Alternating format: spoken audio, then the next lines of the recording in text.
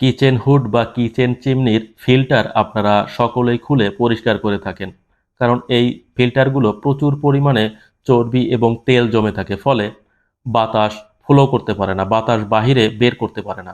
যদিও ফ্যান স্পিডে ঘুরে থাকে, কিন্তু এই ফিল্টারগুলো জাম থাকার ফলে বাতাস বাহিরে যায় না, ফলে রান্নাঘরের পরিবেশ নষ্ট হয়, তেল চিটচিটে হয়ে যায় এবং চর্বি জমে যায়। তো আমরা একটি কৌশলে কিচেন চিমনির ফিল্টার পরিষ্কার করি। জোর করে কোনো তেল চর্বি উঠানোর প্রয়োজন হয় না। দেখেন, আমরা ভিজিয়ে রেখেছি কস্টিক সোডা ব্যবহার করে। ওই যে কস্টিক সোডা ব্যবহার করছি, এবং একটু পরে আমরা দেখব তেল নিজে থেকেই ছেড়ে দেবে। এখানে কিন্তু প্রচুর জাম ছিল। আর একটু কস্টিক সোডা আমরা দিচ্ছি, ওই যে কস্টিক সোডা দিয়ে মূলত সিঙ্কের পানি লক করে রেখেছি এবং কস্টিক সোডা দিয়ে ভিজিয়ে রাখছি। তো এভাবেই মূলত পরিষ্কার করলে তেল এমনিতেই ছেড়ে দেবে, কিছু করার প্রয়োজন হবে না। আর এই তেলগুলি যদি আপনারা সাবান বা গুঁড়ো সাবান ব্যবহার করে যদি পরিষ্কার করার চেষ্টা করেন, আপনারা পরিষ্কার করতে পারবেন, কিন্তু অনেক সময় প্রয়োজন হবে এবং তাতে সম্পূর্ণ তেল চর্বি উঠবে না, কিছু তেল চর্বি ভিতরে থেকে যাবে। এগুলো মূলত ব্রাশ ব্যবহার করে উঠানো যায় না। তো অল্প সময়ের ভিতরে আমি মূলত কস্টিক সোডা ব্যবহার করে এগুলো তুলে থাকি।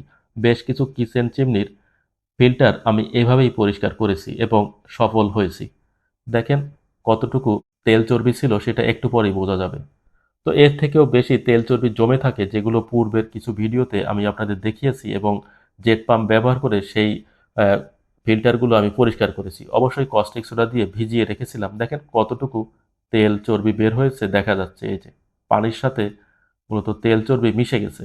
তো এগুলো এমনিতেই বের হয়ে যায় যদি কস্টিক সোডা ব্যবহার করা যায়।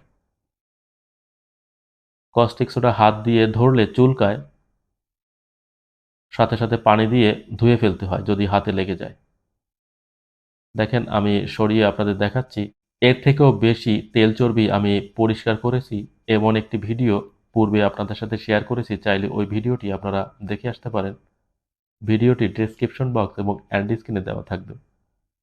দেখেন তেল চর্বি বের হয়ে গেছে এবং ফিল্টার সম্পূর্ণ সাদা হয়ে যাচ্ছে, পরিষ্কার হয়ে যাচ্ছে। এই যে ভিতরে দেখা যাচ্ছে, পানি যখন আমি পানির ভিতরে প্রেসার দিচ্ছি, কতটা তেল চর্বি জমেছিল সেটা বের হয়ে যাচ্ছে। যদি সাবান ব্যবহার করতাম এতটা বের হতো না, কিছুটা বের হতো। তো অন্য অন্য যে অংশ ছিল,